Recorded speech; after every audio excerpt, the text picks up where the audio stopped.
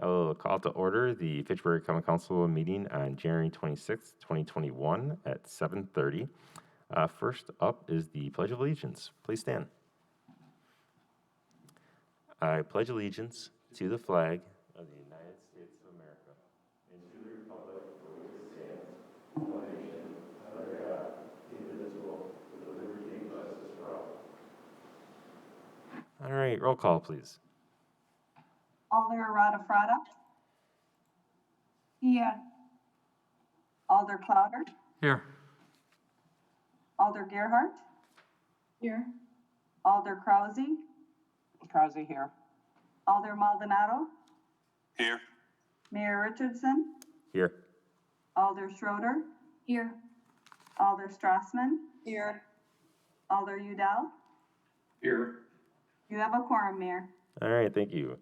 Next up is public appearances, non-agenda items, new appointments, and we do have a mayoral proclamation recognizing February 2021 as African American History Month. Whereas the United States annually recognizes in February the generations of African Americans who struggled with adversity while striving for full citizenship. And whereas this year's theme is the Black family, representation, identity, and diversity. And whereas the town of Fitchburg, Wisconsin was founded in 1847 as the town of Greenfield, renamed to Fitchburg in 1853, and later incorporated as the city of Fitchburg in 1983. And whereas the Honorable Frances Huntley Cooper became the first African-American woman to be elected to the Fitchburg Common Council in 1987, was elected council president by her peers in 1989, and elected mayor of Fitchburg in 1991, becoming the first African-American to lead any Wisconsin city. And whereas Fitchburg has blossomed into the most diverse city in Dane County, with approximately 36% residents of color, including approximately 12% residents of African descent, with religious and economic diversity to match.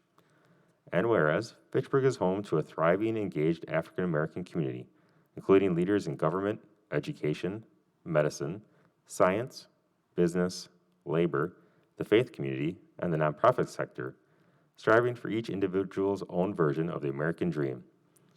And whereas the leaders of the city of Fitchburg believe in equal opportunity and justice for all people, and recognize the value added to our community by our diversity.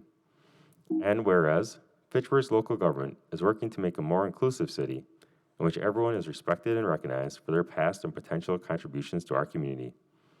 Now, therefore, be it resolved that I, Aaron Richardson, Mayor, do hereby recognize the month of February 2021 as African American History Month in the city of Fitchburg, Wisconsin.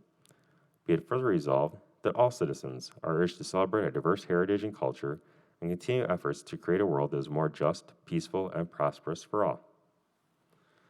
And I know that we have a number of our distinguished residents here on the Zoom call with us. I don't know if anyone wants to say anything or not. You don't certainly need to, but thank you all for joining us tonight. If someone would like to, you can just raise your hand and we can call on you, but obviously no need to, but thank you all for being here and for being part of our community.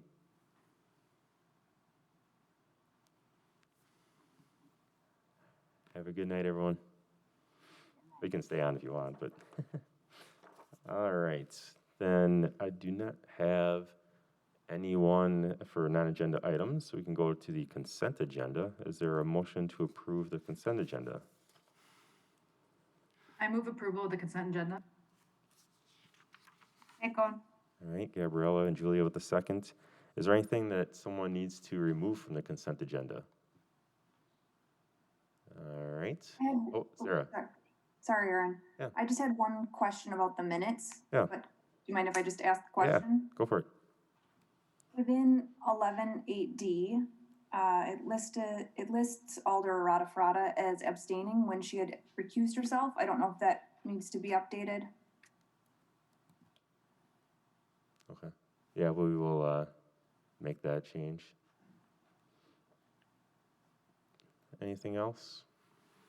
All right. Then all in favor of approving with that one slight change, say aye. Aye.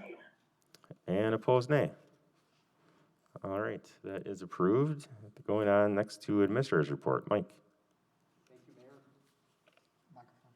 Thank you, Mayor. A couple of updates for you. First, the spring primary is coming up on Tuesday, February 16th. Absentee ballots are going out this week.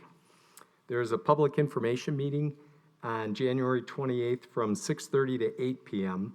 Virtual public involvement meeting for the County Trunk Highway MM McCoy signalization.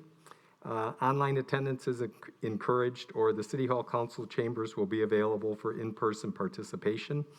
Social distancing will be practiced, so space will be limited. If you would like to ask questions virtually, please use the registration link in the meeting notice for that. That's this Thursday, January 28th, from 6:30 to 8 p.m. for County Trunk Highway MM McCoy signalization. And then the grant program for the Healthy Neighborhoods Initiative is open as of January 19th. The application period runs through February 22nd. All interested nonprofit organizations that meet the program's eligibility requirements are encouraged to apply. Please see the link on the city webpage under City News. And then the recruitment for the city administrator is going to kick off. There's a personnel committee meeting next week, Tuesday, and then that will get posted the week of February 8th. But there is a survey that's out on the Front City webpage under City News again. Just look for the city administrator recruitment survey. We would encourage residents, city staff, community, and business leaders to offer their thoughts regarding traits, characteristics, and the skills they feel are most important in selecting the next city administrator. Then we have 2 stormwater studies that are starting to come forward. One is the Lake Barney study in the southern area of the city, and the recommendations for that, we're hoping that the public works staff will be able to share that with a public information meeting and video utilizing Fact TV. And then the other one is at the intersection of Seminole Highway and Lacey Road, the stormwater study over there. We've got the draft report from that analysis, and that's going to be on the Committee of the Whole agenda in February. So you'll see the analysis, findings, and recommendations for that. City staff already, with Public Works Planning and myself, have had a Zoom meeting with our friends at Edgewood College and have provided them with some updates on the analysis and findings. And we're going to have another meeting next week collectively with Edgewood and the O'Briens. I know the public's had some questions on where that project is at, so we're in communication with them, and as that stormwater study comes forward, we'll be in discussions with them on next steps going forward. And then city staff, the public safety team is getting vaccinated, so police, fire, and EMS have been getting their rounds of vaccinations and the second rounds and everything, so that seems to be going well. And then they've been working with Thad at Fitchburg Pharmacy for those vaccinations, so we appreciate Thad's proactiveness and reaching out to and working with the community. And our Fire Chief Joe and Sarah from HR are going to continue to work with Thad as the Department of Public Health issues the next rounds of priority groups there for some of our other city staff people that are essential workers, like in our water utility and IT, and some social workers from our senior center. And then they'll continue to work with them as different priority groups are identified to make those vaccines available to employees that are interested in that. I think that covers everything. And I'll just add that if you see some City of Madison police officers in town, they are working with Promega to get their vaccinations. And so they're probably driving to Promega, and Promega is helping them out. But we're very appreciative of Thad at Fitchburg Pharmacy and all the work he's doing to help us and our staff and our police and fire departments get vaccinated. Other questions for Mike? I should just mention on the vaccines that Grace Hospice ended up with some extra vaccines, I think 60 of them. So they were able to work with our Fitchburg Senior Center to identify seniors that were interested, and they're going for the first round, and then they'll have a second round in, I think, February 17th. So thank you to Grace Hospice for bringing that forward to our senior population in our community. All right. Moving along, Planning Commission, looks like there's nothing this week unless you have anything you want to add, Tom? No, we didn't have a meeting because of lack of agenda, and the next meeting I think is February 16th, something like that. All right. Public Works, Sarah. Yes, I'd like to make a motion to, can I just start with the resolutions? Is that all right with you? Yeah. Okay, I'd like to make a motion to, table Resolution R 8920 adopting Seminole Highway sanitary sewer interceptor until the second week in February. Is it Second. February February 23rd. 23rd, I believe, is what I was told. Is when you want to postpone it till. Oh, sorry, did I give the wrong date? Oh, yeah, the second meeting in February. So yes, the 23rd, please. Okay. Excellent. It'll go to Board of Public Works on the 15th, and then it'll come back and go to Finance and Council on the 23rd.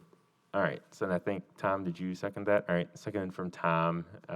Any discussion at all? All right. Seeing none, then all in favor of postponing until February 23rd, say aye. Aye. Aye. And opposed, nay. All right. That is postponed. Next one, Sarah. Aaron, I'm sorry, I'm gonna interrupt real quick. Yeah. Frances Huntley Cooper is actually on. She was having technical difficulties during the proclamation. And is it okay if she jumps in and says a couple of words? Oh, sure. Yeah. All right, thank you, Gabrielle. Okay, so, I'm, why, it looks like two of me are there, I don't know why. Okay. Anyway, I just want to thank you, for recognizing Black History Month, and the things that we have done in the city of Fitchburg. The history is great. You all are doing wonderful things, and I just also want to give a shout out for my sorority sisters that are on here. And then I see some of my friends, Godwin and I see some others there. So I just want to give everybody a shout out who took the time to jump on, Charles Stubbs and Dee Dee, Marion and Corinda and Gloria, I think were the ones that I saw. And so thank you all for coming in and keep up the good work. And, you know, I'm proud to be a Fitchburg resident, and anything I can do, just let me know. So thank you for all your good work. Thank you, Mayor. All right, thank you. All right. All Now I'm right. going to zoom to another meeting. Thanks, All Kevin. right. Okay. Good night. Thanks, everybody. All right. All right. Now you can go on to your next one, Sarah. Yes. I'd like to make a motion to approve Resolution R 20220, accepting bike path improvements on Outlot 1 of CSM 15162 and Outlot 2 of CSM 15256. Is there a second? Second. Seconded by Randy. Did Public Works approve? Yes. All right. What's this about? This is the one stretch of a path that's going to be created between Phoenix and Sherrill Parkway. It's on the southern stretch. There's a map, I believe, in your packet that kind of details as to exactly where it's located. But this was something that was planned. The developer is paying for it. It's about a half mile. All right. Any questions? Seeing none, all in favor, say aye. Aye. Aye. And opposed, nay. All right, that's approved. Next. Make a motion to approve Resolution R 821, exercising police powers and levying special assessment for 2020 curb and gutter sidewalk and driveway replacement. Seconded I by move. Dorothy, I think. All right. Did Public Works approve? Yes. Did Finance approve? Yes. All right, good. And Sarah, what's this about? It's the small section along Commerce Drive. We are allowing for the 2 years for COVID, and there's no homeowners impacted, but this does impact businesses. All right, I know this is something we do every year. Yep, sorry. Any questions at all? All right, then all in favor, say aye. Aye. Aye. Aye. And opposed, nay. All right, that is approved. Next one. This one's a little different, so I'd like to make a motion to approve Resolution R 2421, approving the agreement for subdivision improvements on Outlot 15 and 9 Springs as amended within Public Works. All right, Second. seconded by Gabriella. Okay, and the Public Works approve it, that investing as amended? We did. All right, and what's it about? So the contract lists it as 126 multifamily dwellings, and it's actually 127. And so they had to go in and correct those finances or the financials that were attributed to that additional multifamily dwelling unit. So it's basically a breakdown that we undercharged the developer approximately $48,000 for that parkland dedication plat. And so there's several references within the contract, like 3.01 parkland dedication, that just the remaining deficit of 126 needs to be changed to 127. And then also the curb and gutter references need to be striked out because that is something that they do want to allow for in the future. So the curb and gutter reference within 1A, it would be struck out.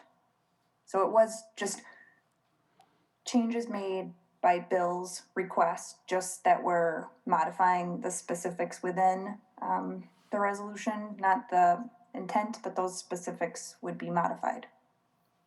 All right. Any questions at all? All right. Seeing none, all in favor of approving, say aye. Aye. And opposed, nay.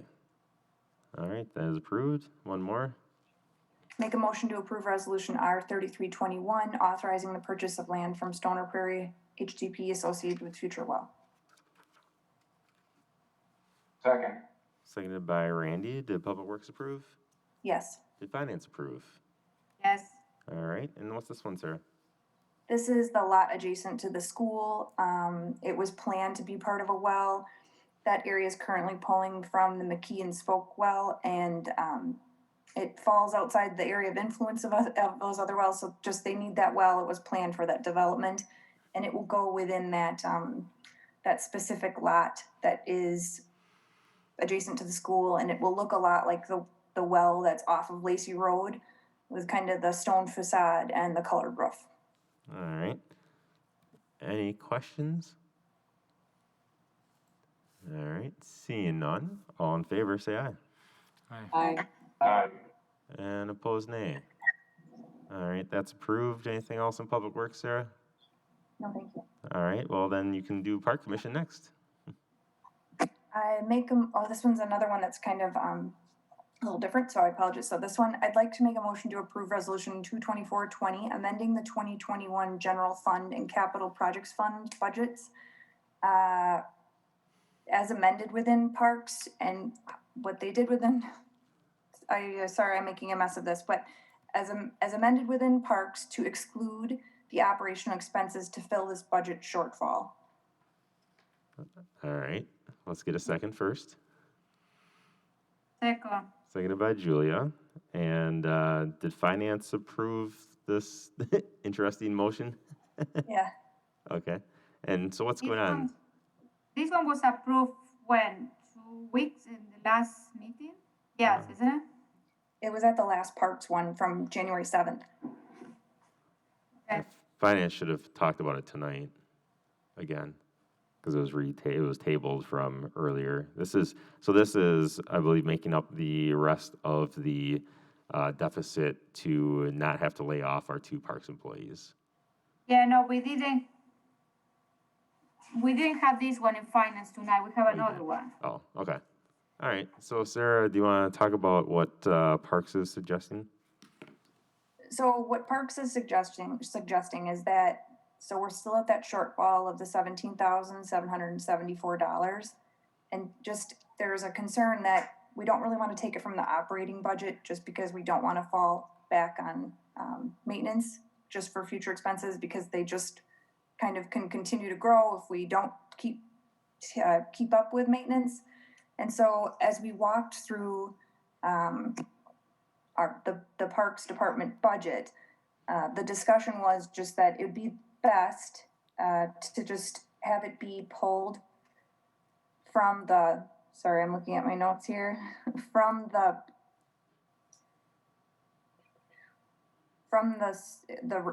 excess that currently exists within the CIP number 6259, and just with that excess within the CIP, it would allow the Parks Department to still have more flexibility and not fall behind on those maintenance updates, which was initially listed within the resolution, because they just basically wanted to have that struck out to try to not fall behind on maintenance expenses. And I apologize that I'm not being very clear. I don't know, I don't see Scott on. Do you want Misty to jump in? I Scott am is- here. Oh, I'm yeah, here, Sarah. thank you, Scott, I'm sorry. No, you did a good job, I think. All right. Misty, do you want to add anything? Not at this time, no. Okay. Sarah, I know that the next one I think is also related to this. Do you want to speak to, I don't want to get into too much discussion about it, but do you want to, if people are sitting here going, oh, wait a minute, what about this next one? Do you want to speak to the discussion a little bit about whether you, I don't know what you decided with that one, but can you speak to the discussion a little more? Yeah, if you wouldn't mind, we had a really productive conversation about it within Parks, just that it was definitely recognized that the budget is just very challenging, and the concern about potentially delaying funds from specific buckets would just be very challenging to make up that cost within a future budget. And when we talked through the potential of delaying vehicle funds to make up that approximate $18,000, it just seemed as though it would be very challenging within the next year budget. And since that CIP fund would be able to have more flexibility, it was the Parks Department's choice to have, to not touch basically funds for the future and potentially not be able to accommodate those funds, and rather just pull from the CIP budget. And can you clarify the CIP fund that you are taking the money from? There was a surplus. What was that fund, and what's the surplus from? And then I got Julia after that, after you answer that. I can, do you want me to take that one, Please, Sarah? yeah. Yes, please, Scott. Yep, this is the annual, basically a CIP to do update on parks, including playgrounds and those kinds of things, which actually this fund was created about 3 or 4 years ago, if I recall, because basically we'd have our park improvement dollars and those kinds of things to develop the parks, but then those amenities began to start to get to their life expectancy, and we had no dollars to update or replace those. So this is when this CIP account was created, and we've been gradually getting, about $55,000 or $58,000 per year in this account. And Jordan has actually gone through the park system, and we have a schedule for replacements of certain amenities within the park system. And we actually had a surplus after 2020. And then we got our allocation in 2021, which brought us to about $114,000 in the CIP account. And we have actually designated in that account about, there's maybe 70 or so I would estimate in regards to projects that we're looking to do in 2021. But Misty did draw our attention in Finance Committee that, this is an account that we're trying to, gain a balance in so that we might be able to do a larger project in the future. But currently, all the projects that we have identified in the CIP can be completed with the dollars that we have in there minus the $17,774. So that at the end of the day would be the, I guess, the least disruptive to, to the Parks Department, in that, we could get both the recreational vehicles operation expenses as budgeted in 2021 could remain, and we could still, do all of the projects that we have listed for the CIP account. All right. I have Julia and then Gabriella after that. Yeah, so I am kind of confused because I think I understood something different in Finance Committee. This is the CIP is a replacement fund too. And my concern is that we are taking money from the replacement funds to, to allocate for future parks, amenities, or maintenance, or services, or projects. And what I heard from you, Scott, in finance was that you were more inclined to take the money from the vehicle that for this spot. So this is what I am confused now to what I'm hearing here in council. So I Well, want to. And I apologize, Julia, but, the Park Commission did feel that they took each of the resolutions independently, just to give the finance and the council a view of what the Park Commission felt, and they felt that that would be a viable option. But as Sarah indicated, at the end of the day, they, if they would have a priority, they would have that CIP account as their priority. All right. Gabriella, and then Sarah after that.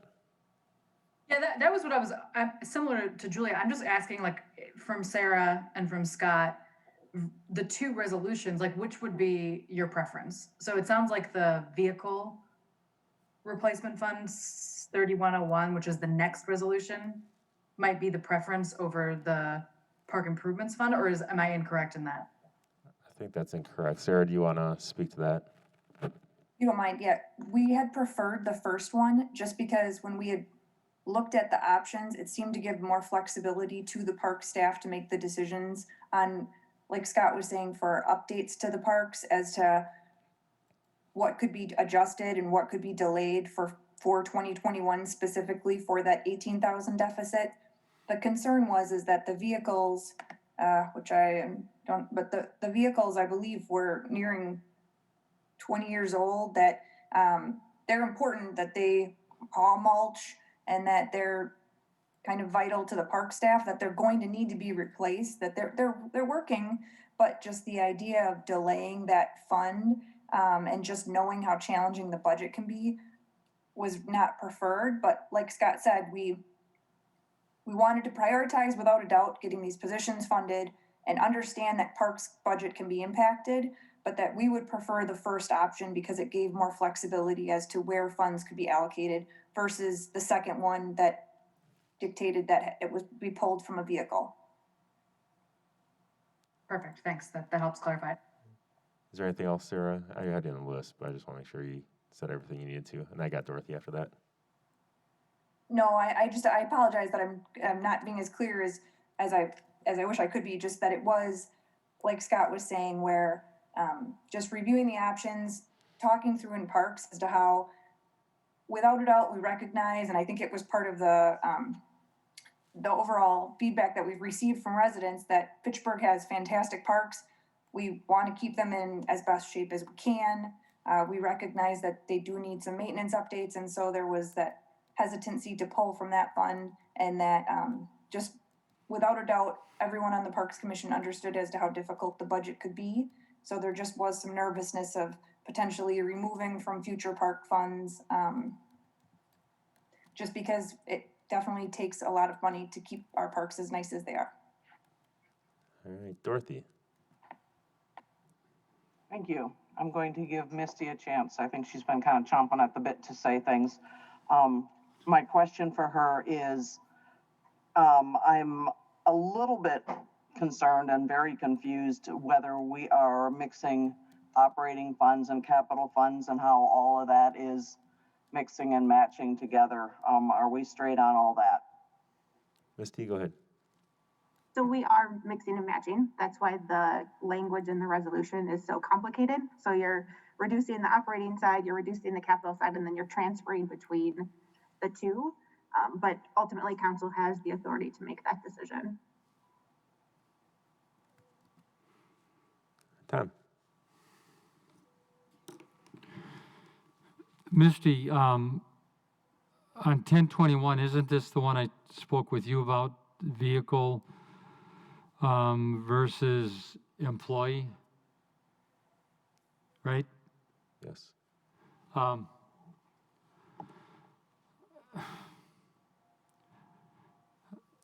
I guess what I want to stress is,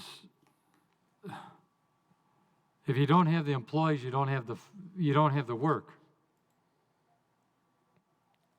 If you don't have the employees out there doing the job, you're not going to have the work done. And if you remember, I had brought up when we were short, I think I brought up a comment about a vehicle, or we could delay a vehicle. And I did talk to Alder Strassman, and she agreed with me that let's just take it from the vehicle and not mess up the park funds. That's not the way to say it, but not to change the park funds. I'm a little surprised at everything going on here, because I just heard too from an alder that the vehicle is still good and we can get by with it. And when I wrote this, when this was written, I talked to Scott, or no, I didn't. Scott agreed with it, Mr. agreed with it, just to take from the vehicle so that we could keep the employee. To me, the most important thing is to keep the employee. I think everybody agreed with that. Maybe I'm wrong. To keep the employee and not get into all these transfer of funds, as I think at one point, my memory serves me right, that Julia brought this up too, to dip into this, to mix up all these funds. And I like to respect the opinion of the Parks Commission, but I don't like what they did. I guess I didn't think this was going to be a big deal. If we delay the vehicle's still running. It's far more important to keep the employees. Tom, this is actually keeping the employees. The one we're discussing right now is still keeping the employees. They both keep the employee. It's just that this first one is taking the money out of a fund that is used to do a number of different maintenance projects throughout the park system. And it's not specifically designated for projects, so they've got a bunch of projects designated. It's a fund that's in the budget every year, and that's where the Parks Department or the Parks Commission said, this is the fund that we'd like to take that out of, because there's some other projects that maybe could have been delayed, and actually sounds like with what's planned for this year, nothing will have to be delayed in that project, because they have been building a balance to pay for maybe some bigger things. But, and they thought that the vehicle was one of the important things to still keep in there. So there's some other things that, they would choose to delay before the vehicle, but both options keep the staff. The question on the first one then, maybe Scott can answer this. What are all the things that you're delaying? We're not delaying any projects, Tom. We've got a surplus, and all the current projects that we have scheduled, there's enough dollars in the CIP account, even minus the $18,000.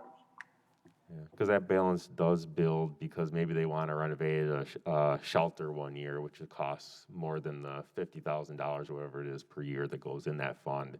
And so then if they have that surplus, then they might have $100,000 or whatever. I'm just making up numbers, but they might have that $100,000, 1 year after they've built up a little bit of that surplus. And so what they're saying is, that surplus is there for some of these big projects, but you know what? Let's use that surplus to instead pay for this employee, so we don't have to lay that person off. And then you would. And then next year, you would still get the new vehicle. Yeah. Yep. Julia.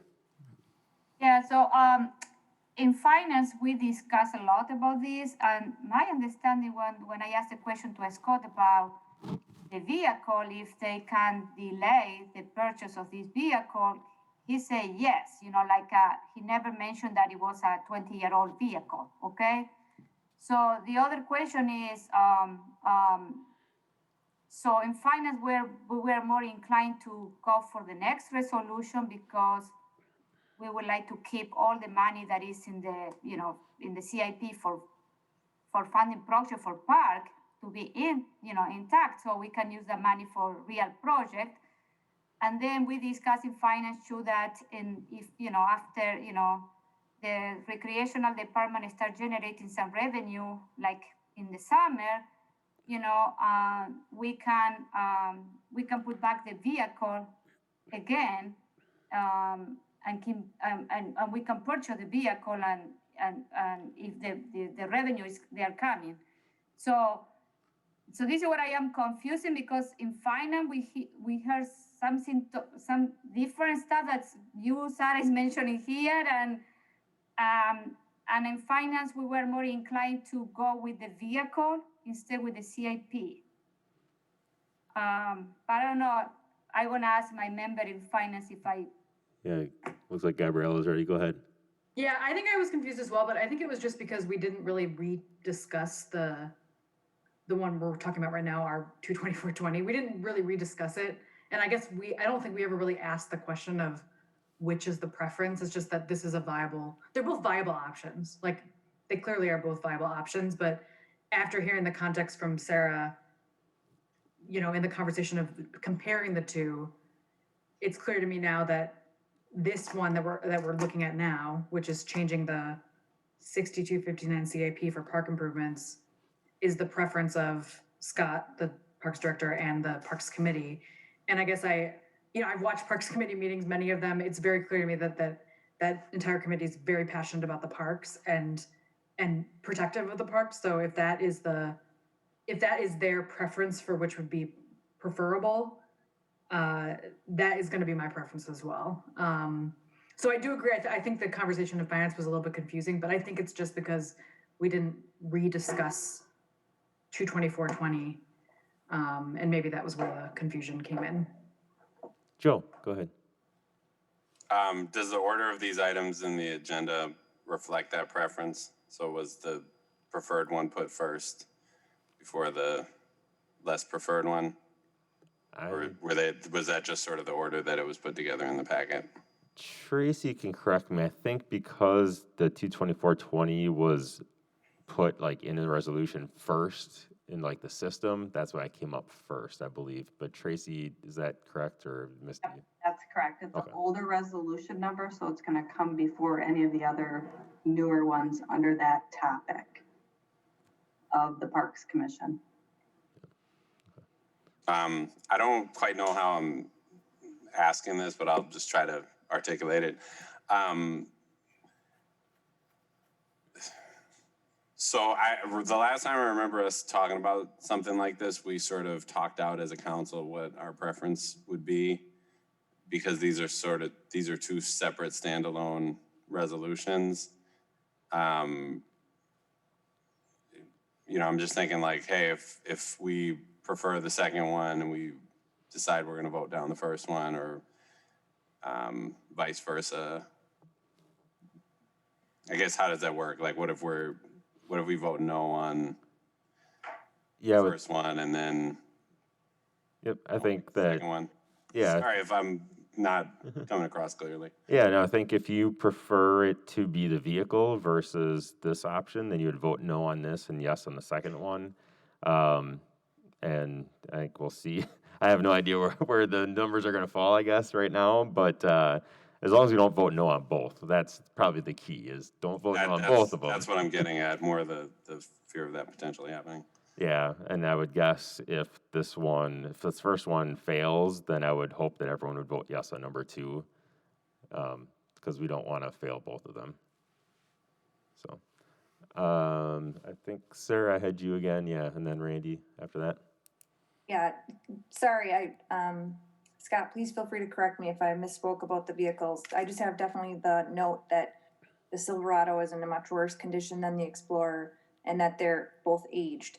But I just want to remind everyone that when we were going through the budget process, once funds are removed from somewhere, it really is challenging. We don't have a lot of flexibility to adjust those funds. So that was the Parks Department's concern, or excuse me, the Parks Commission concern, just that if those funds are pulled from the vehicle replacement fund, it's just going to be really challenging to find those funds to replace that in the future. And I appreciate Gabriella calling out that the Parks Commission members are really protective of the Fitchburg parks and passionate about having them be up to date and having them be a great representation of Fitchburg. And so just really thinking through as to that we have this surplus right now for projects. Our expert of Scott within the department is telling us that this gives us the most flexibility, and he feels as though we're not having to remove any planned projects for 2021 and can still fund these positions, that it just really felt like the best option for the Parks Commission and the best option that would be able to maintain the Fitchburg parks. I've got Randy and then Julia after that. Yes, back to the Finance Committee. I'm going to agree with Gabriella, Alder Earhart. I think that the confusion lies with, at least from the Finance Committee, that our 224-20 was not discussed. You know, so I just, and I think I expressed in the Finance Committee, I had some reservations about removing money from a replacement fund. And I know, Misty, you did some clarification or clarifying, but I think if we move forward with our original intent, maintaining the replacement fund, which is under, otherwise that would be taken from the other resolution. The resolution that Sarah, that you're speaking to, and Scott, is an agreement. The Park Commission's an agreement. We're removing money that if we have a surplus and we're still able to meet our objective, to me, it's very simple. The first is the one we should be voting yes for. So that's my comment. All right, Julia. Yeah, so I want to understand, first of all, we are talking about replacement fund, the two bucket. We are talking about, we are taking money from replacement fund. So that one is clear. Second, we are talking about surplus. I don't know from where this surplus is coming when most of the projects that they are sitting there, we haven't even bid yet. So we don't know how the bidding is going to come for this project. So this is what I would prefer to keep the money for the project in parks and take the money from the vehicle that eventually we can replace the vehicle if recreational department start generating some revenues. Because I don't know, Misty, can you explain me the surplus? Because I don't understand how we have a surplus for things that we haven't been bid yet. And I think, Misty, you can correct me, but I think calling it a surplus is actually probably the wrong nomenclature, because it's not really a surplus. It's funds that are not allocated for yet. And so to say it's a surplus probably isn't accurate. It's really just there's money that has not been allocated towards a project yet. Misty, do you want to expand on that at all? Yeah, that's a great way to think about it. I think of it as accumulated funds for a future project. So the parks project we're talking about now, 6259, is a replacement fund because we're setting aside a certain amount of money every year in order to do small projects, big projects, whatever the department needs at the time. And so yes, there is a balance that's accumulating, but it's because it's going to be used in the future. It will be used for a project in the future. That project just hasn't been identified yet or hasn't come up yet. Tom, go ahead. And then Dorothy after that. Misty, I'm going to come back to you that you just said a whole mouthful because the project hasn't been identified, so we don't know what the cost is. And it's pretty sacred to take funds away from something like this. I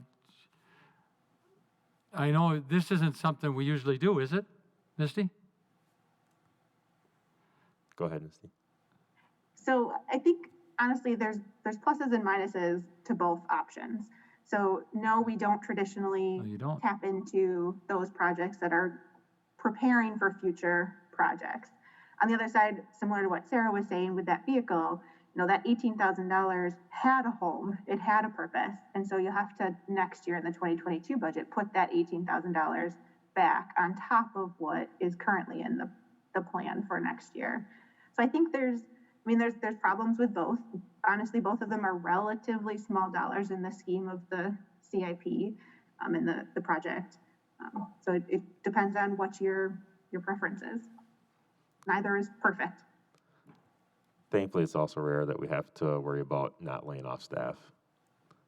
Dorothy, go ahead. Yeah, the two things that I see is we can take from the vehicle thing, or we can take from the pot of money saving up for future things that we will want, because every year we have to say what we can't do because we don't have money. I'd in many ways like to preserve that pot, because if we take money from it, I can almost guarantee we won't backfill it.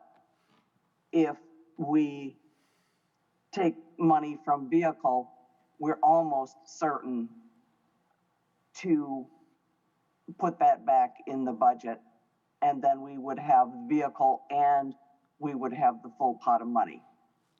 I think I would rather stretch ourselves and force ourselves to find the money to both maintain the pot of money and afford a vehicle. All right. Anyone else, or should we vote? I'm going to ask for a roll call because it sounds like it's going to be pretty split. Anyone else? Last chance. All right. Then if you, Tracy, could do a roll call, that'd be great. You bet. Alder Rada No. Alder Clouder, And we're voting on the first one? Yes, Tracy? that's correct. Correct? No. Alder Gerhart, Aye. Alder Krause, No. Alder Maldonado, Aye. Alder Schroeder, Aye. Alder Strassman, No. Alder Udell. Yes, aye. You have a tie, 4-4. I will Thank- remind you need a 2/3 vote for this one. So that failed. So it fails. Okay. All right. Do we need 2/3 for this next one too, Misty? Yes, we do, because you're Alright. crossing buckets. Okay. All right. So 224-20 fails. So then, Sarah, do you want to go to the next resolution? Yes, I'll make a motion to approve resolution R-1021, amending the 21 general fund and capital projects budget, delaying recreation staff vehicle. Second.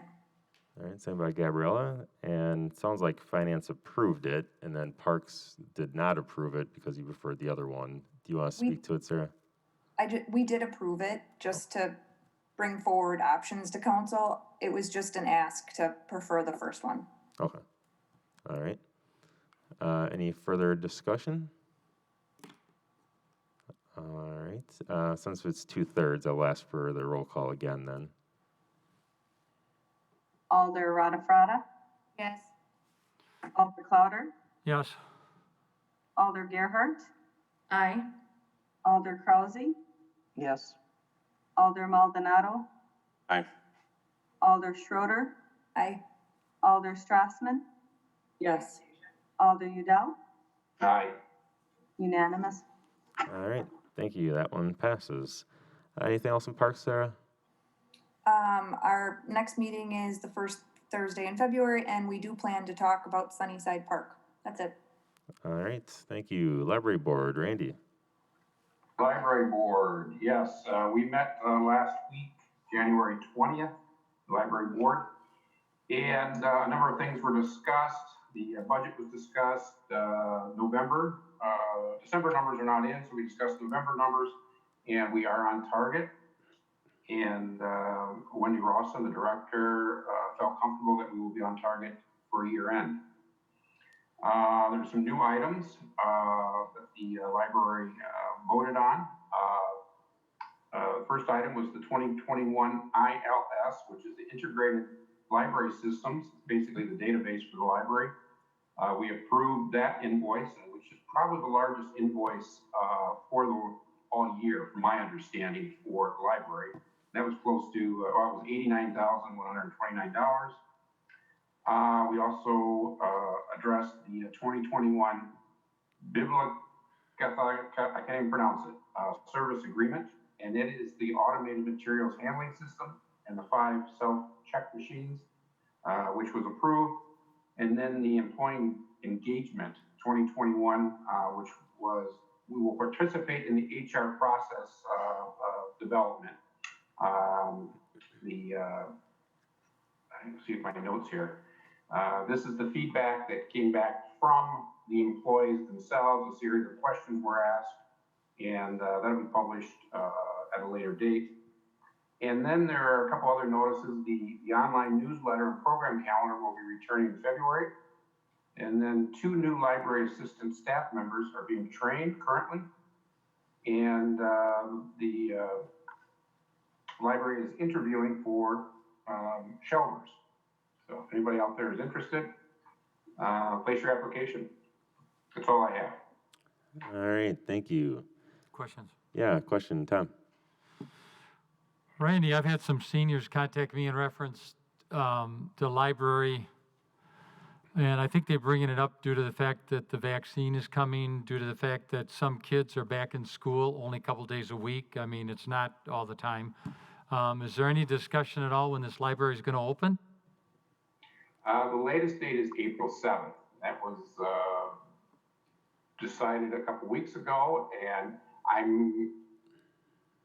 from my understanding, it's still firm. But of course, it's always flexible. If things change, that date could be changed, or it could be moved out, or it can move in. But currently, it's April 7th. All right, moving on to Commission on Aging Well, Dorothy. Thank you. I'd like to move resolution R 21420, the 2021 Dane County contract for senior center services. This was postponed from the November 24th meeting to allow people to get ducks in a row and get it set just so. All right. Senior center is happy with Can I get how a the second? contract Oh, turned hold on. out. I need a second first. Can I get a second? Second. Second by Gabriella. And did Commission on Aging Well approve? Yes. And then Finance approve? I'm gonna, Yes. Okay, yes, okay. All right, sorry. And anything else, Dorothy, you want to add about this? No, just routine. All right, we do this every year. All right, any further questions? Seeing none, all in favor, say aye. Aye. Aye. And opposed, nay. All right, that's approved. Anything else for the commission? Yeah, they had a few notes. So we had the contract. They're considering doing a pancake breakfast drive-by in April or May, so people can kind of plan to have some sort of a drive-by event for that. February 16th, they're offering a Zoom travel show. They've got some trips that are being offered later this year that people might be interested in. They had a holiday giving tree that was basically, they used gift cards rather than actual gifts this year. And they served 30 low-income clients through that program. They're continuing 50 to 55 seniors that are receiving meals 4 days a week for the home delivered meal program. So that's continuing. The social workers are reporting seeing a complexity of client cases. So they're somewhat concerned and making sure that they're staying on top of the needs of members of the community. They announced that Diane Frenick, who's longtime aerobics instructor, is stepping away. She's been there for 30 plus years teaching aerobics. She will not be gone, but she's going to be stepping way back. So that's going to be a big hole. And then they hope to reopen the building sometime in April. All right. And next meeting, February 11. All right, thank you. Next up is RCC. Our next meeting is on February 8th at 6:30 p.m. All right, and then Transportation and Transit. Yes, I will move approval of ordinance 2021-0-01, an ordinance amending chapter 68, article 3, division 4, speed limits. Second. Seconded by Sarah. Did Transportation and Transit approve? Yes. Did Public Works approve? Yes. All right, and do you want to speak to this, Gabriella? I will. Are there public comments? There are two, yeah. Do you want me to read those now? I have, Whatever works best. it doesn't matter. The printer wasn't working, so I'm trying to get them off my email on my phone. Let me give a summary while you do that. So this is an area that really was always intended to be 25 miles per hour, but it was a temporary change in the ordinance because of the nature of the development. It was used to be very isolated, and now that corridor has become more of a usable corridor that connects different neighborhoods. If you look at the report that our senior transportation engineer put together, most people actually drive 25 miles per hour. Anyone that's over that is like mostly trucks. And really an area like this is intended to be 25 miles per hour. So this resolution amendment to the ordinance is really just putting it back to where it should be, where it best is for the neighborhood. And then a note on how it's written, which I think was confusing when we first looked at it. It changes the wording to reserved. And the reason for that is this was always an exception to the rule. So it was specifically the Fakie Glen was added to the ordinance as an exception. And all that's happening is that is being removed and reserved is added in there so that that area can be future streets can be put in there as an exception in the future. So that's why it's written in that particular way. All right, I do have a couple emails here. First one is, hello, we live in the Waterford Glen neighborhood and are writing to express our belief that the speed limit on Fakie Glen should be reduced. This is a neighborhood with lots of small children, and the features of Fakie Glen, coupled with the existing speed limit, lead far too many cars to speed through the 2 residential blocks of this neighborhood, going far too fast. I believe the previous argument was that this was a through street like Lacey. However, the housing density and neighborhood characteristics along this stretch of Fakie are not similar to Lacey, and Fakie does not need to function as a through street to Fakie Fields in the same way that Lacey serves an arterial street to the rest of the city.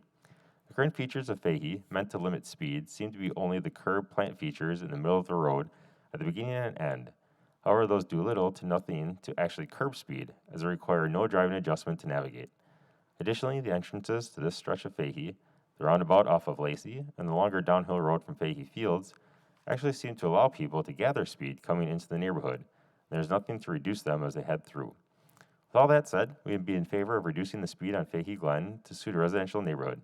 I'd also recommend installing those self-check radar speed indicators as a passive deterrent to speeding through this zone. Thank you, Charlie, Courtney, and Violet Sexler from Fitchburg. And then I Aaron? had, yeah, Aaron, yeah.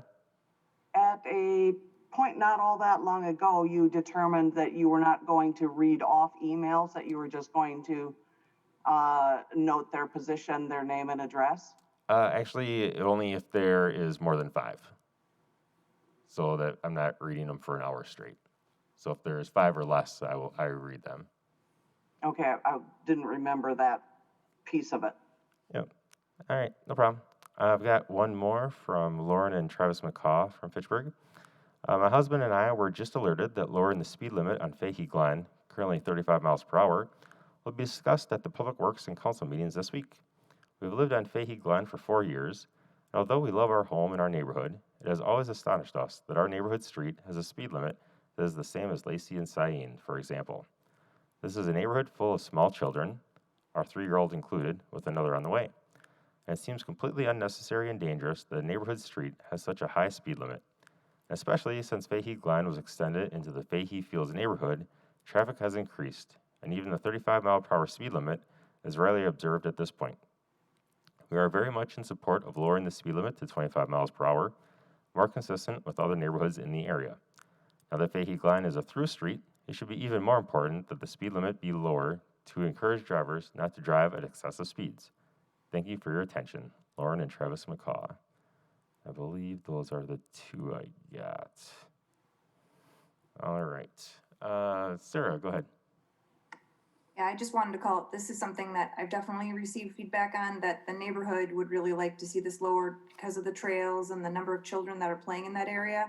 And honestly, walking within that area, it makes sense. I appreciate what Gabriella called out, that the study had shown that basically people do drive lower than 35, that it feels like a residential street that should be a lower speed limit. Any other comments or feedback? Seeing none. All in favor, say aye. Aye. Aye. And opposed, nay. All right, that passes. Anything else, Gabriella? Yes, one more major thing. So, well, I guess two things. We have a new senior transportation engineer, Andrew McFadden, and he ran the last transportation transit meeting, and he's wonderful. We're happy to have him on board after a long absence in that position. And we had a long discussion at the meeting about our relationship with Madison Metro and the future of our public transportation system in Fitchburg. This is going to be a big conversation this year because there is potential for there to be a significant increase in the budget in 2022. I am fingers crossed hoping that that won't be the case because I understand based on the meeting that Madison Metro actually received another $15 million of CARES Act funding to support the bus system. So in an ideal world, we can kick this can down the road until after the town of Madison annexation and have a little bit more time. But assuming that we will see a budget increase in 2022, the committee is going to look very seriously at what potential reasonable options would be and what is even possible. And so we're going to start with the Madison Metro partner meeting, which is actually tomorrow morning, to get more information about what we might be looking at in future, at least next year, and what the funding situation looks like. And then we are going to do some public listening sessions. We're looking for people that use or would like to use public transit in the city and to come and share their experiences about what works, what doesn't work, what they would like to see. Really just listen to what the experience is. And so anyone that out there that is passionate about public transit, uses public transit, I would strongly encourage you to keep an eye out. We are going to schedule a listening session very soon. And you could even just reach out to me and let me know that you want to hear when that's happening, and we'll make sure to include you. And then once we have some sort of more solid options, we will be discussing it at Transportation and Transit. We will have public listening sessions to hear from the community about whether or not they think those potential solutions are reasonable. And then also it'll come to council. So hopefully we will be having a lot more conversation about that in the coming year. And if anyone is interested, from the council is interested, or the public, the Transportation and Transit meeting agenda packet actually has a memo from the transportation engineer talking about the context. And that was before the CARES Act funding came through. So things are evolving, but there's some good information there. All right, thank you. Moving on to CETA, Julia. We are meeting this coming Thursday at 7 o'clock in the morning. All right, it's a long week of meetings for you. Ag and Rural Affairs, Randy. Ag and Rural Affairs has not met, so nothing to report. All right, EMS, Shannon. We're meeting next month, third Thursday of the month. Nothing really to report other than we extended the COVID-19 paid time off till March. So that's pretty much about it. All right, Bicycle Committee, Joe. Yeah, a few of us from the committee met with somebody from EcoTracker, and they just laid out a bunch of options for different, bike counters, prices, layouts, and we'll be discussing that at our next bike committee meeting, but that has yet to be scheduled. All right, Tree Advisory, Gabriella. No report. All right, Landmarks Preservation, Shannon. Nothing. All right, Housing Advisory, Dorothy. Next meeting is March 8th, and that's all I've got. All right, what about Healthy Neighborhoods? A reminder that the grant program is accepting applications. The application deadline is February 22nd. So there's information online that people can find. And we've got a poll in the works to set a meeting date sometime in March. All right, I can add that I didn't get in for the agenda in time for tonight, but in a couple of weeks I do have a resident who is going to fill the open spot in Healthy Neighborhoods. So that confirmation will be, look for that next meeting. All right, Finance Committee, Julia. Okay, so in Finance Committee, we approve bills.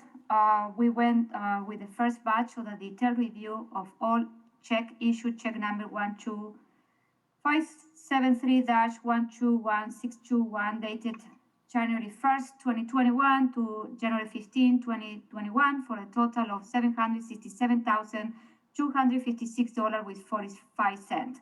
Also, we review all PICA transaction for the cycle ending November 6, 2020, total $256,141 with 89 cents. And we review all PICA transaction for the cycle ending December 7, 2020, for a total of $553,466 with 16 cents.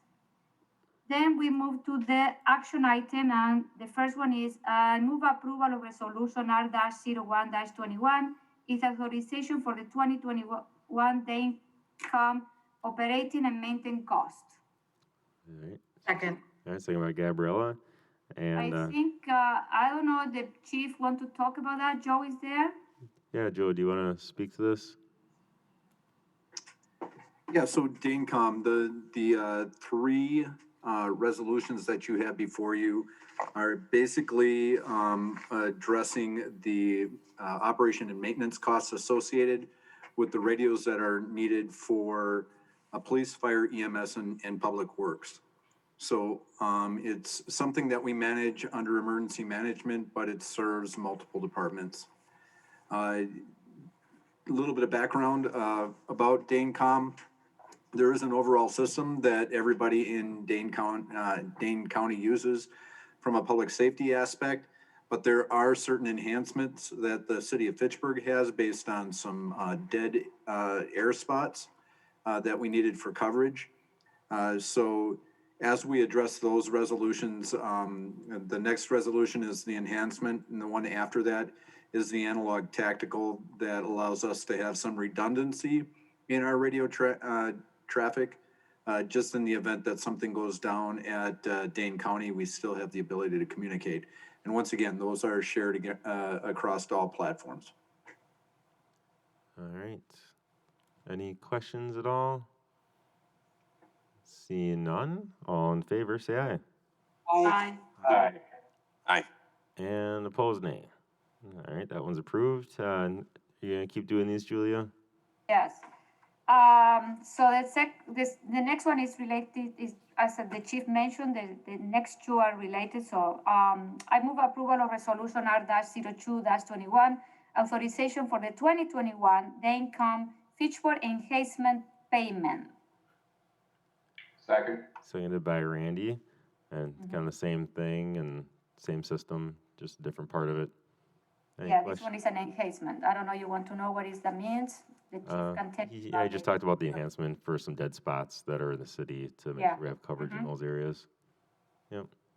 Any other questions? All right, all in favor, say aye. Aye. Aye. And opposed, nay. All right, that one's approved. Go ahead, Julia. And then I move approval of resolution R-05-21 is the 2021 annual day income radio maintenance. Second. Seconded by Gabriella. Same system, just more of the Yeah. maintenance costs.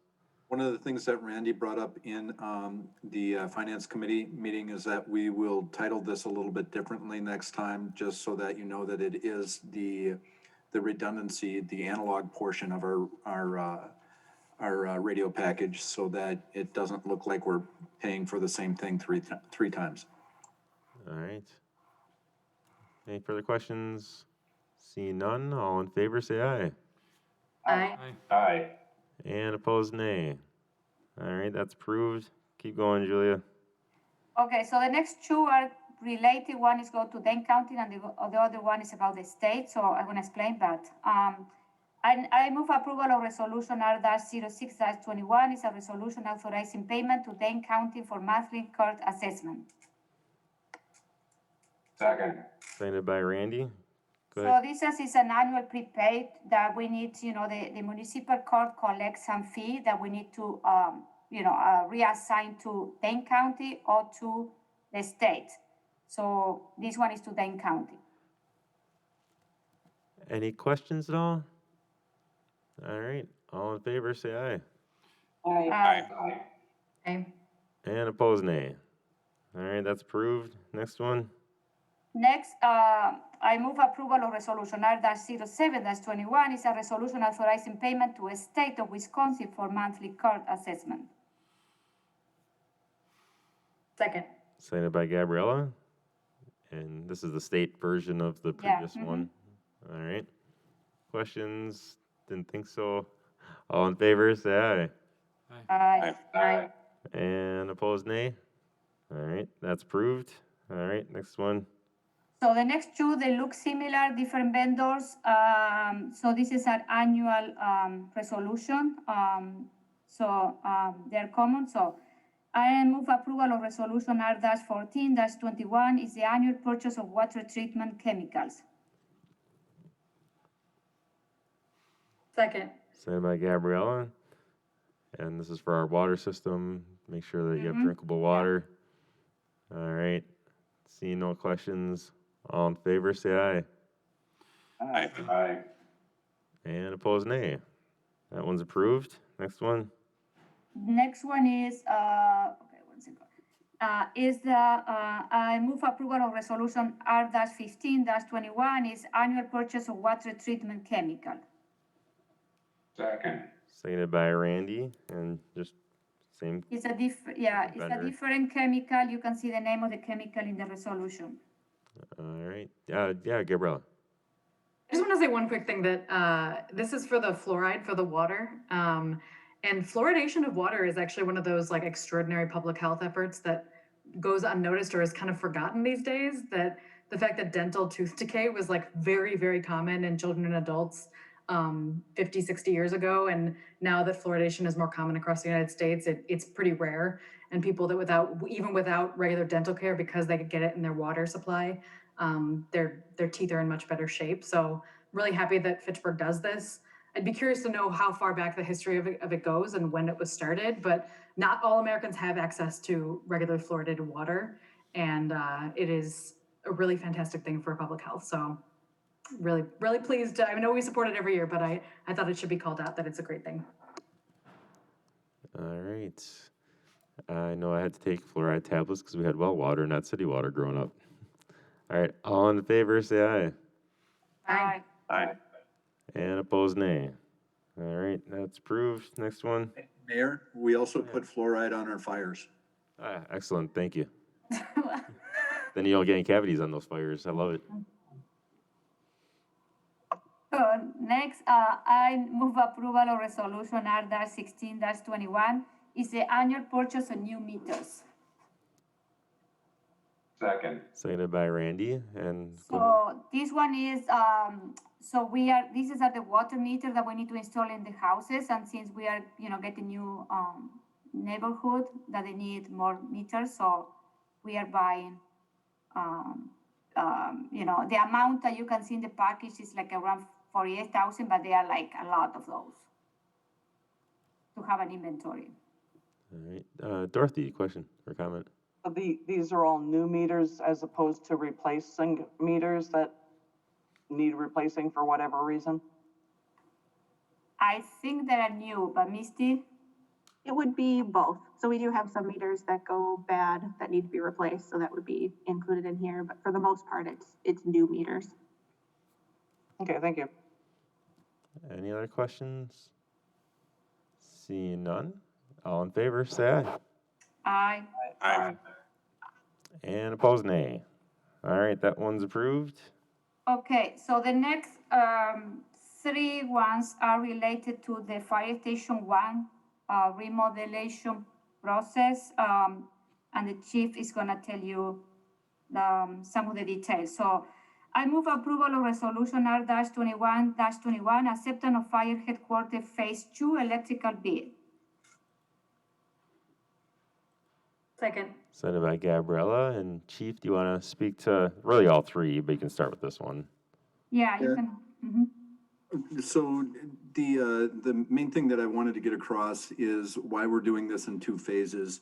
There's a couple of reasons. First of all, we wanted to make sure that there was enough project funding. We didn't want to overspend the account. So The first phase had to do with a little bit more in the way of remodeling things like walls and floor plans. So we really didn't necessarily have a really good appreciation for what that was going to cost. So we prioritized the project. This second phase, because we do have money available in the budget and there are still projects that need to be done in the building, allowed us to do a couple of things. First of all, the transition into the Emergency Operations Center was a little bit easier because of the fact that we had to work with some technology. Dane County was investing into the building, providing about $250,000 worth of electronic infrastructure. So we wanted to take advantage of all of that, get that in place so that it could be operational a little bit sooner. We also had to address the needs of our tenant, Safe Kids, UW Health, Children's Hospital. They were still running programs through the building. And so if we took over the whole building, it would have made their ability to do their work a little bit more difficult. And then the other reason why we did this in this fashion versus just hiring a general contractor is because of the fact that with the fire department, we have an available workforce that can take care of certain aspects of the remodel. We stayed within our scope. We didn't do anything electrical. We didn't do anything with plumbing, but things like demolition and rough carpentry, things that really could be done at a level that didn't require significant skill set, still saved us money. So within the first phase, we saved over $60,000 by using an available workforce. And with the second phase, we are looking to save at least $30,000 by sort of managing this project ourselves. The first one that you have before you is the electrical bid. That includes upgrading lighting. We have a lot of fluorescent in this building yet, and we're trying to replace that with LED so that we can reduce the electricity cost, the cost of running our operations out of this building.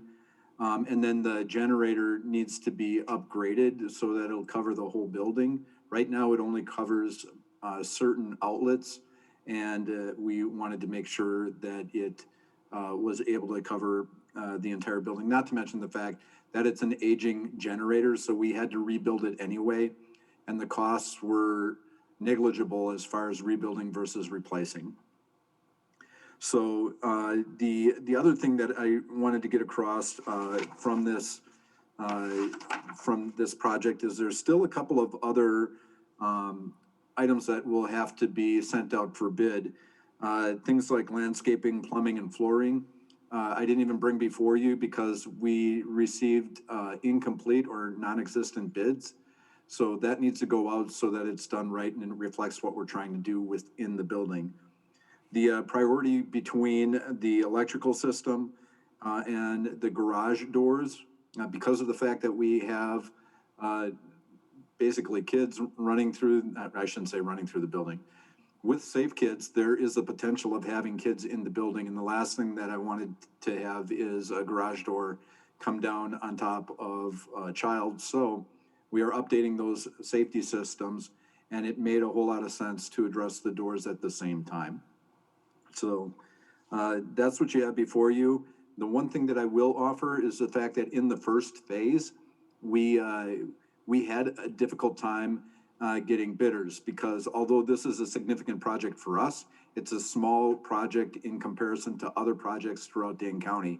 So we had a tough time getting bidders. So within that first phase, we asked our construction manager to provide us an estimate for the other things that we needed done in the building, so that when we went out to bid, if we did receive one bid, we could see if that was truly a reasonable bid or if we needed to adjust and rebid the project.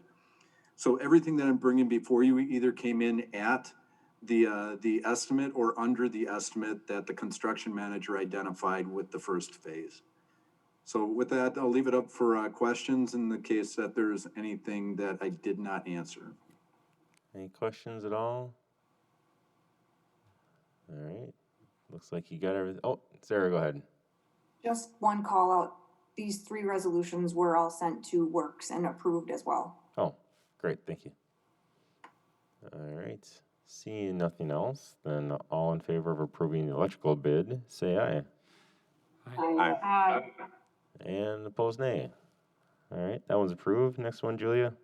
I move approval of resolution R-2221, acceptance of the fire headquarters phase 2 garage door bid. Is there a second? Second. Seconded by Gabriella, I guess. I think I heard her first. So Chief talked about the garage doors and it's adding that safety component to those. Any other questions? All right, all in favor, say aye. Aye. Aye. Aye. And Next one is opposed, I nay. move approval Go of ahead. resolution R-23-21, acceptance of the fire headquarters phase 2 painting bid. Is there a second? Second. All right, second by Sarah, I think that was. Anything, further questions? All right, all in favor, say aye. Aye. Aye. And opposed, nay. All right, that's approved. Next one, Julia. The next one is another annual one that we do the beginning of the year. I move approval of resolution R-28-21. It's a resolution authorizing payment to Axley Law for 2021 outside legal charges. Second by someone? Second. All right, Randy, seconded. All right, what's this one, Julia? This is a pre-approval for outside labor legal services that we, every year at this time, we allocate this amount of money in case that we need to use it for services. All right, any questions? Is- Yeah, Tom? Or maybe you know. Is this money set aside for legal services, or is this a bill that we're paying? No, it's a pre-approval. It's set aside for possible use, Mhm. and we probably will use it this year, knowing what I know.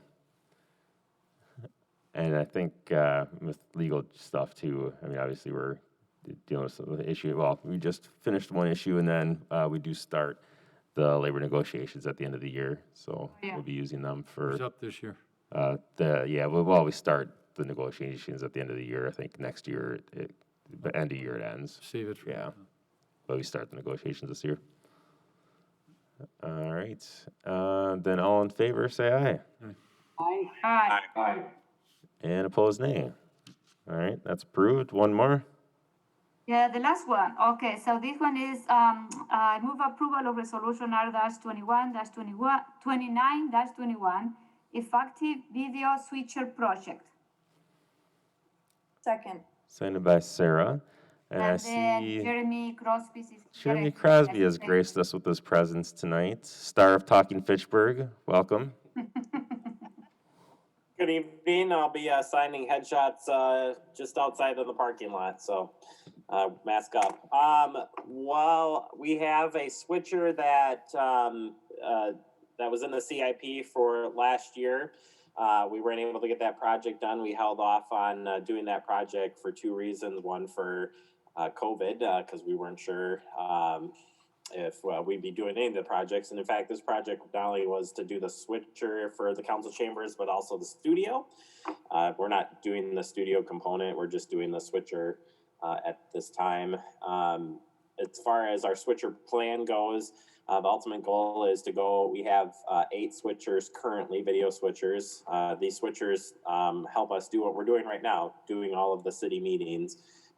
Allows us to do everything all at once instead of going back and editing it, which would take hours and hours and hours. And because we do 200 plus meetings a year, we definitely don't want to do that. So the switcher plan is to get down to as many or less switchers in the future.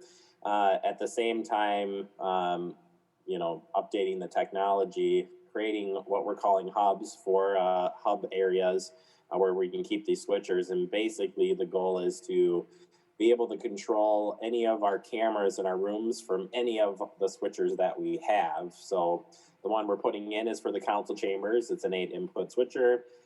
We have 7 cameras in the council chambers, so it has to fit as many cameras as possible to as minimal camera as possible. But the example I used in finance was the person sitting at the control room in the council chambers could be operating a meeting in the meeting room, essentially. So we can save money in that front instead of continuing to buy these, anywhere from $15,000 to $30,000 switchers, which we don't want to do in the future. We can use the technology and network these together to achieve the same goal and running the meetings with less switchers. So bottom line is we are condensing our switchers. We're going to take the switchers that we currently have and keep moving them around and keep, putting them in a new place and then resigning an old one each time. So basically it's a chain of recycling switchers and down to at least 4 switchers from 8 that we currently own, which are all, that ranges from, I started in 2010, so anywhere from 2010 to today, we've ordered switchers or added switchers or retired them out. So all part of a greater plan to save money and use the technology that we get day in and day out. Also working with the IT department on this as well, because this is a networking piece. But all in all, it will save us money and still keep up the quality work that we do for you each and every meeting. All right. Any questions for Jeremy? All right. Doesn't look like it. So all in favor, say aye. Aye. Aye. And opposed, nay. All right. That is approved. Thank you very much. Thank you. Anything else, Julia, for finance? No. All right. Personnel, Dorothy. Okay, February 2nd, we're going to be meeting to talk about the city administrator recruitment process. So if people are invested in that, you might want to tune in. All right. Public safety, Sarah, anything there? Just that our next meeting is scheduled for February 9th. All right. On to mayor's reports. I'll just also jump on what Dorothy was saying. The personnel is going to be talking about the city administrator position.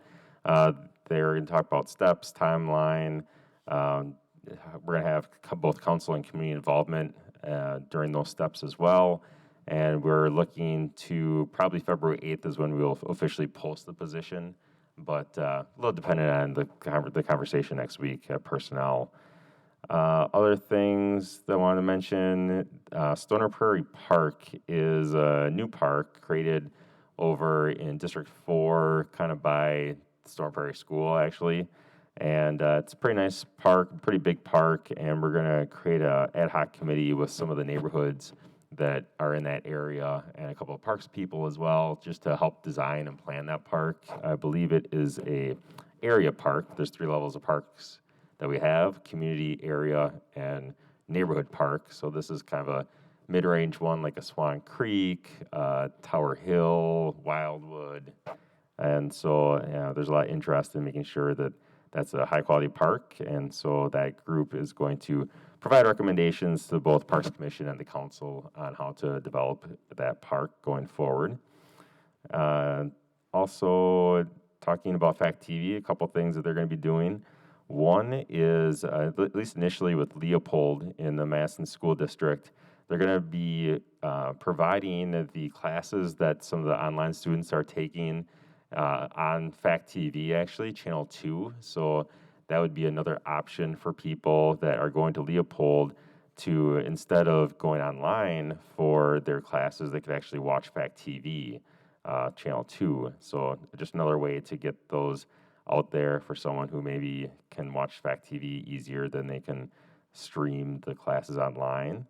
And then another thing they're going to be doing is they're pursuing a partnership with TVW, which is Channel 3's kind of secondary channel, if you will, where the TVW would air Talking Fitchburg actually on that station. So Talking Fitchburg would then be kind of a over-the-air type of program. I think there are also a couple other communities that are going to be that do something similar. They're going to be doing that as well. But it's another great way to get great information out to the public about what's happening here in Fitchburg. So that's pretty cool as well. And that's all I have for now. So we can go to district reports. And why don't we start with District 4? Tom, you're here with me. Why don't you get a report?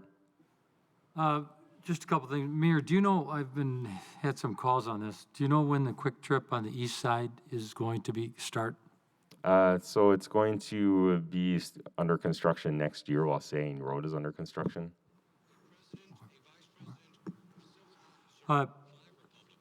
Another thing in District 4 that is real exciting, and exciting not only for District 4, but the whole city. And it has to do with the solar farm at the O'Briens. And if you've been down Seminole Highway lately, I've had a couple calls on this. If you go down Seminole Highway south of Lacey Road, you'll see the solar farm that looks like it's done. And I talked to the O'Briens over the past week, and they're gonna flip the switch this spring. So if Fact TV like to take a look at that solar farm, it's very interesting. It's kind of two phases here. We have one phase where it's on Tom O'Brien's farm. It's pretty much getting done. I'll say that again. It's on Seminole Highway, it's on the west side of the road. And the other one they're working on right now is west of Muchler, and it's off Lacey Road. You can't miss it. That will be in operation next fall. Next fall, that'll be in operation. But I also bring that up because Dane County likes to blow their horn about solar farms, and I think it's time for Fitchburg to do that. At the same time, it's a great educational thing going on out there. Way to go, Fitchburg. And just to let you know that this spring, couple of months, the solar farm and the O'Briens, one part of it, will go and start operating. The other thing I just want to say, I guess, is thanks to our snowplow drivers, especially our elderly, they can get around the streets better because of the snowplow drivers. Thank you. That's all I have. All right, thank you. Randy? Yes, a couple things. Just to reiterate what Mike Zimmerman mentioned earlier, that there is a Public Works, they're hosting a public informational meeting Thursday evening, the 28th, and it's regarding the signal improvements for Highway MM and McCoy Road.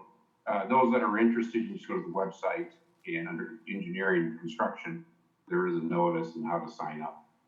And then there is a developmental information meeting as well, I guess a public information meeting for a new development in District 4. It's just south of Lacey, east of Fitzrona Road. And the information is not on the website. It's because Pan and Dolan is having the virtual meeting. They're offering this to the city of Fitchburg. And if you are interested in attending that virtual meeting, please reach out to me. My information is on the Fitchburg website as well. And then I'll point you to the right direction as to how to access that meeting. But that meeting is Thursday evening as well. It does kind of overlap with the other meeting, but I guess you have two choices. And I too want to give a big shout out to the snowplow drivers. I haven't received any calls, but we received a lot of snow. So they're doing something right. And just from observation, they've done a fantastic job of clearing the streets, at least in my area, and I'm sure the entire city. So that's all I have. Thank you. All right, thank you. We'll go to 1, Dorothy.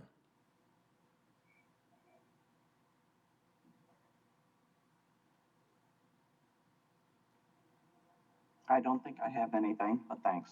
All right, Joe. All right, I got a few. So as you know, we don't have a restaurant yet in District 1. However, if you drive by on Williamsburg Way in the parking lot by Liquortown every Friday between 3 and 8, JD's late night, we'll have a food truck there.